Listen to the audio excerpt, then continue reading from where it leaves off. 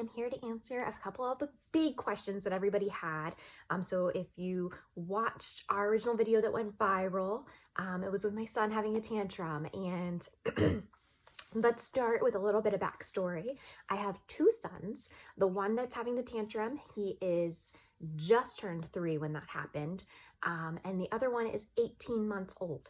So with that being said, a lot of you ask, and we're going to just start right off the bat with answering the questions, is what do you do if you have to tell them no? And I got actually some hate comments on there that were like, well, that's fine and dandy if, because you gave him what he wanted.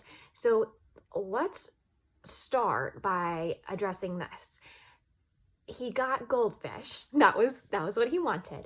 And it wasn't a reward. He was not being rewarded for bad behavior, because that's something that was a genuinely asked question. It wasn't even a hate question. It was genuinely parents, moms were asking, aren't you rewarding bad behavior?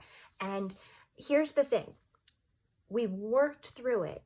He was calm. I made sure that he was talking with me. Those are very important parts in this. If he were still upset, if he were still, having a tantrum, and for the record, I don't even classify that as a tantrum. That kind of became the title of it when it went viral. That's more of an upset moment to me. And moms, dads, this is not really a tantrum. It's just an upset moment, but we do the same thing regardless of whether it's an upset moment or a really big blowout tantrum.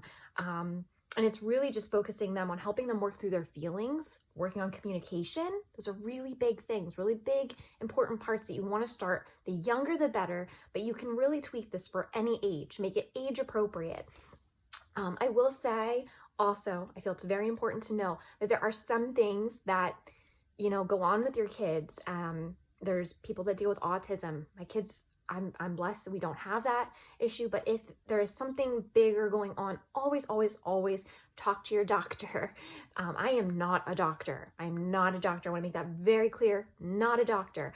I am just a real mom out here, and I want to share what works for us. You are going to have to probably tweak this a bit for your own children. I have 2 kids with very different personalities, and we tweak things between each kid to make it work for both of them. Take what we're doing and tweak it that works for you and your family. But I did want to share, how we're doing this, how we started these.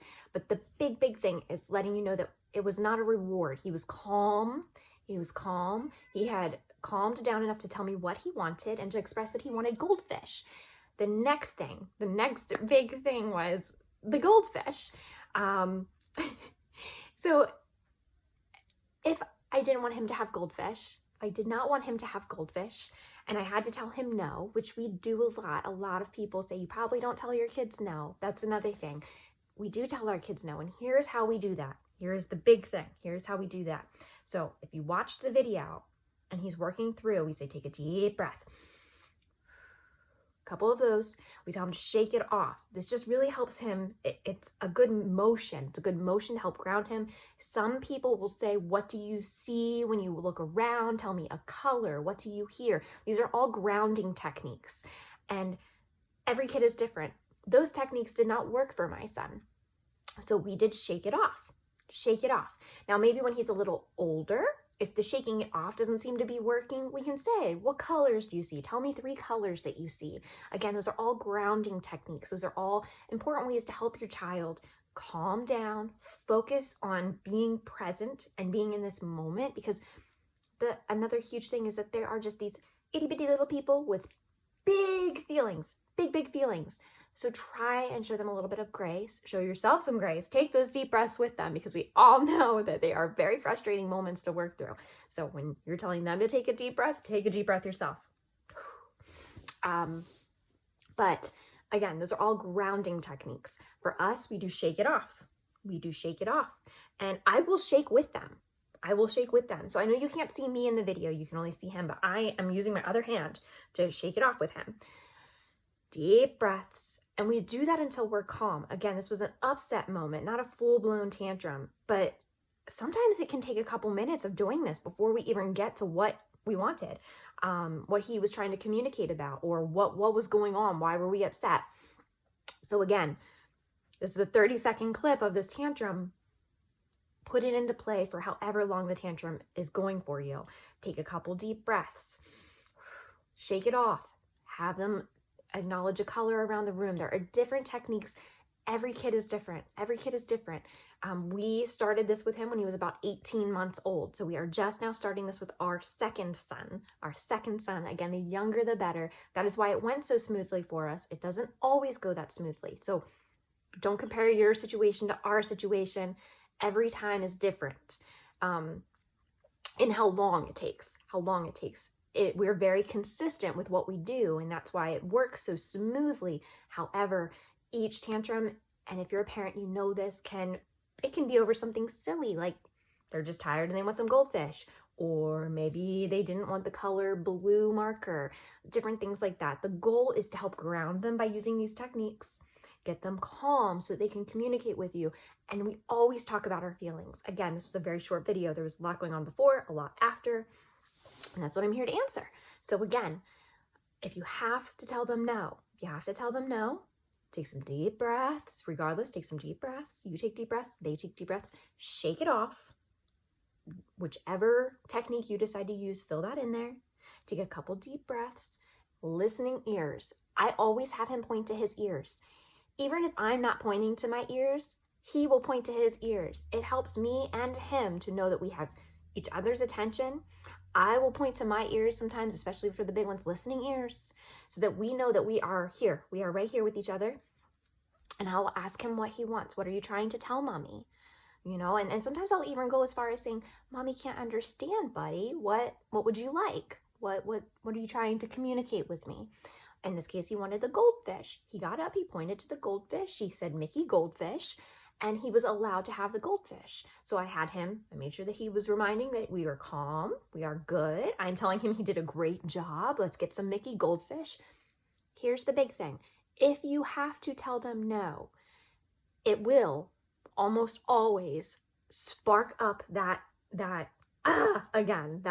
upset moment, that tantrum, because nobody likes to hear the word no. Nobody likes to be told no. So you have to keep working through that with them.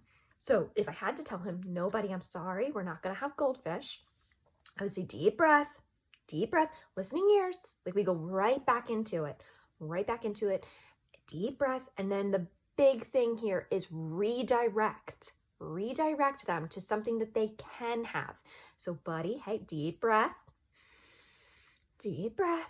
get them calm again, back into that calm state, shake it off. Okay, listening ears.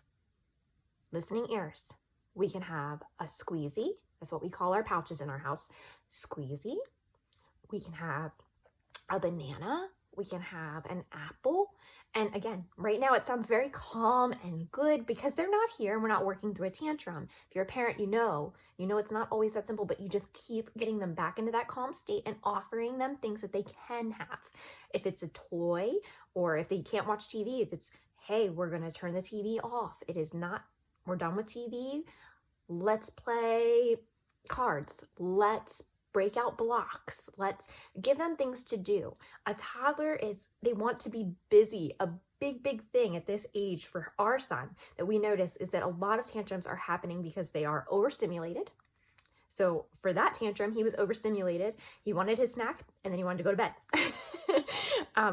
We've been switching things up with his schedule because with it being winter, we can't be outside in a pool like he's normally used to all summer. So we've been doing a lot of tubby time, which really gets him, really worn out. But he loves it, but it also is very overstimulating for him sometimes, especially for a little bit longer than normal. And then he wanted his snack. So there's all these things going on that put him into play. Normally, if he's overstimulated, if they're bored, they want to be busy. A toddler can change what you're doing and keeping it involved like every 10 minutes. So I used to work at a daycare. I helped out at a daycare, and we would do, if you've ever heard of, sessions, or every daycare calls it something different. There's circle time. There's different, I can't think of the word at the moment, but different spots that they would go to, and you would change it up. We would literally set a timer and they would go to that spot. And then in 5 minutes, 10 minutes, we would switch to a different spot. and they would switch to a different spot, and they would switch to a different spot. They are just like little sponges. They want to absorb everything. They want to do everything. And to have that playtime, that is, you know, we are playing with trains right now. All right, we are done playing with trains. We're going to clean them up and we're going to go to the next thing. So that's very important. And that is something that we do with my son here at home. Again, I want to make this very clear to everybody. I am not a perfect parent. I'm not a perfect parent. I have 2 kids. We are in a pandemic. We have been home for almost a year with very, very minimal contact outside. So it does not look like this all the time. So do not be hard on yourselves. Do not be hard on yourselves. It is a very rough time for all. A lot of people are just in survival mode, and that's okay. That is okay.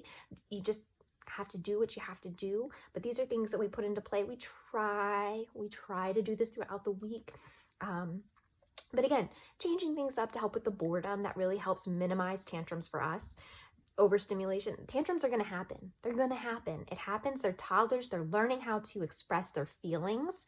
Remember, they are still learning how to do that. And even though it can be so frustrating, especially if it's happening out in public, remember to take those deep breaths, because they are feeding off of the energy that you're putting out too. So if you're going at them and you're not calm, it's not going to help the situation. They're going to feed off of that, and they're not going to be able to calm down themselves. So if you go at them and you're yelling at them and you're saying, calm down, you know, however you're handling it, but it's yelling or you're not using a very nice tone, they're not going to feed off of that very well in a good way. They're going to continue to be upset, to, you know, act out a bit. They're feeding off of what you're putting out. So again, calm yourself down, take some deep breaths. Funny thing here, my husband and I, right after we posted this video, it was like a couple of days later, my husband and I were in the kitchen, and my son, the older one, he didn't want to eat whatever we were trying to give him for breakfast. And I was just so frustrated. And I'm just sitting there and I'm like, oh my goodness, like, please just eat. And moms and dads, you know, we're at that phase where he's very picky, maybe doesn't want to eat all the time. And it's just very frustrating. My husband looks at me and he's like, deep breath. And I'm like, shake it off. So we try to make it fun for us, even as parents, because it's very frustrating. So no, you're not alone. But that's the big thing. So again, if you have to say no, it's the same thing. Keeping them calm down, take some deep breaths with them, shake it off, redirect. Redirect to something that they can have. If it's a different food, if it's a different toy, if it's a different show on TV, you know, whatever is happening there. So that was a really big question, is what do you do if you have to say no? Some people were like, do you do this out in public? I do. I mean, I did up until COVID, you know, kind of kept us in. But even at my mother-in-law's house, when we go to her house, if we're out in public, I would use this anywhere, because it is better than having to stick your kid under your arm and barrel carry them out of the store. And don't get me wrong, sometimes you might have to do that too. Judge-free zone. But it helps them to calm down so that they can communicate with you. And that's the goal. I want my kids to be able to communicate with me, to talk to me, to tell me what's going on, what they want. I want to be able to explain to them. I really feel it helps set up some really good, healthy boundaries for them to be able to talk to you, to trust you, to know it's a safe place. I want that in their lives. I want that in my lives. That's what our goal is with our children and why we do those things. And everybody parents different. I'm a judge-free zone. I don't judge people that parent differently. I really don't. This is what works for us. So I know a lot of you were asking like a ton of questions, and I want to help you. I am totally here for it. I love helping other moms or other dads. Hello, dads. I do see you. I address the moms mostly because I can tell a lot of you came over from following me on TikTok, and I have, I think, 79% of my followers on TikTok are women. So hi, moms, but hi, dads to you as well. I applaud you for wanting to learn more, especially about our technique. It has been life-changing. And I really recommend it for you too, because when you are able to communicate with your child, it makes the whole household a lot more peaceful, especially during this time with COVID. We're cooped up a lot more, and it is really difficult. It's really difficult. A lot of days are very difficult, and it really helps if you can have a technique that you can always fall back on, that you know, even if it takes some time of having to work through them with the breathing technique, It really helps you to get back on track with them and help you through your day. Moms, you know this. If you are home alone with your kids all day, by the end of the day, you are just like, ugh. If they start having a tantrum and you are in that mind state, they're going to pick up on that. So when you're telling them to take those deep breaths, take those deep breaths. Know that you're not alone. Know that you're not alone. I am going through the same thing over here in my house with my two littles. But yeah, so the next thing I want to talk about is when to start this. This is huge. This is another big question. So many people are asking me like, when did you start this? How did you start this? So I wanted to address the no. So if you tell them no, let's just recap on that real quick. If you have to tell them no, keep them calm, keep doing what you're doing, and redirect.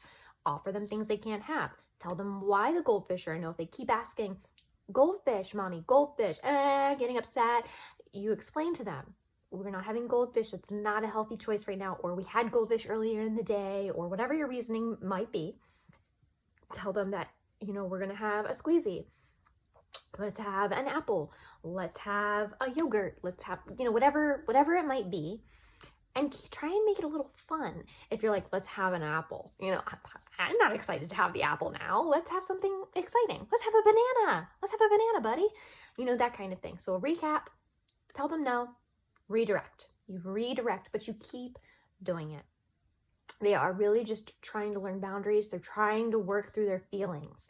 It's okay. Another big thing I have to say is that in our house, we say, it's okay to be sad. It's okay to be upset, but you can't be mean. You can't be mean. We use this more when, with his brother, when he's, upset because his brother's not sharing or something like that. That's a whole other topic, but I want to let you know it can also come into play here. It's okay. I want to justify your feelings. It's okay. I'd be sad if I wanted, a fudge brownie and somebody told me I couldn't have a fudge brownie. I would be upset about that. So again, putting it into play for your situation and making it age appropriate. That was the recap. Let's go to the next one.